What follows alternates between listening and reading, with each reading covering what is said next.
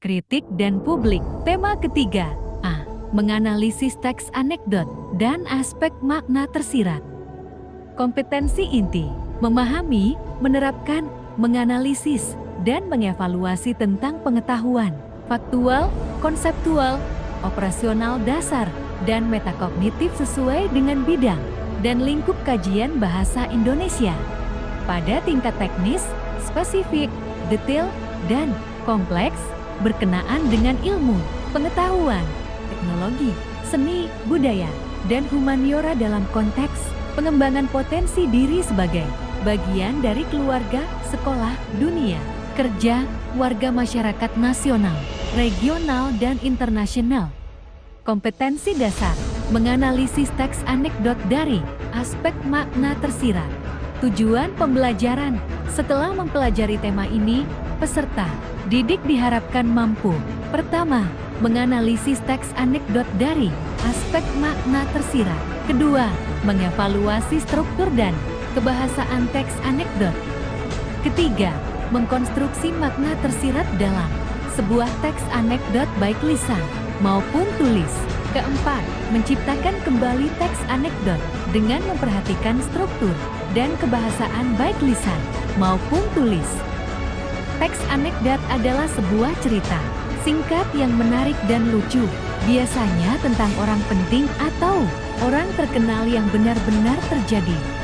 Manfaat teks anekdot adalah jika kita dapat menganalisisnya secara efektif dan menggunakannya dengan proporsional. Kisah pemulung. Pada siang hari di sebuah komplek perumahan yang kelihatan mewah, terjadi perdebatan yang seru antara Pak RT dan Pak Pemulung. Masalah yang mereka debatkan adalah hal remeh, yaitu di lingkungan perumahan itu memang sudah banyak ditempel papan dengan tulisan pemulung dilarang masuk, tetapi masih saja ada pemulung yang tidak menaati aturan tersebut. Pak RT, Pak, lagi nyari apa di tempat sampah itu? Pemulung, ya, sudah tentu cari barang bekas atau botol plastik yang bisa didaur ulang. Pak RT, maaf, ya, Pak, Bapak bisa baca tulisan yang ada di depan pintu gerbang perumahan ini? Tidak, pemulung. Emang tulisannya apa, Pak? Pak RT, di papan itu tertulis, pemulung dilarang masuk. Lantas kenapa Bapak nekat masuk di perumahan ini, pemulung? Ya, Pak RT ini gimana sih kalau saya bisa baca tulisan pemulung yang di papan itu?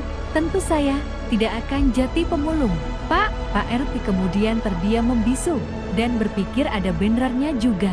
Pemulung tadi berarti ternyata buta huruf, jelaslah tidak bisa membaca larangan yang dituliskan di papan.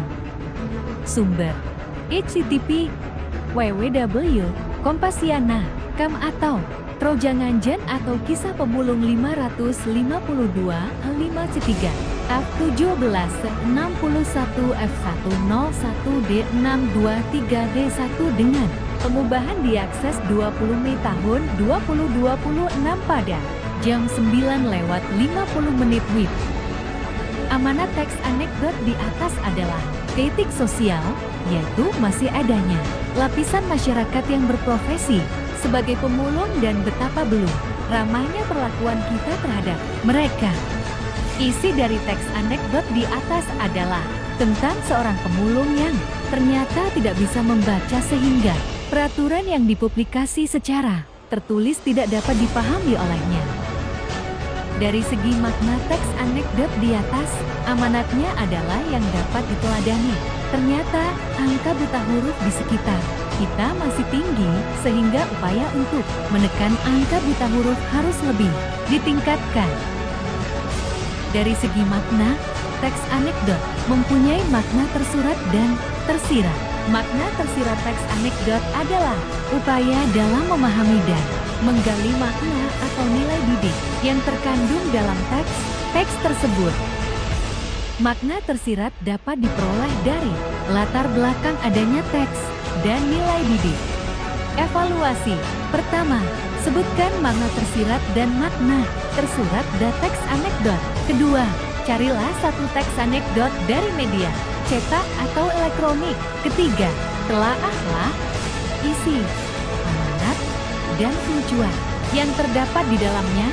Keempat, jelaskan nilai didik yang patut diteladani dari anekdot itu.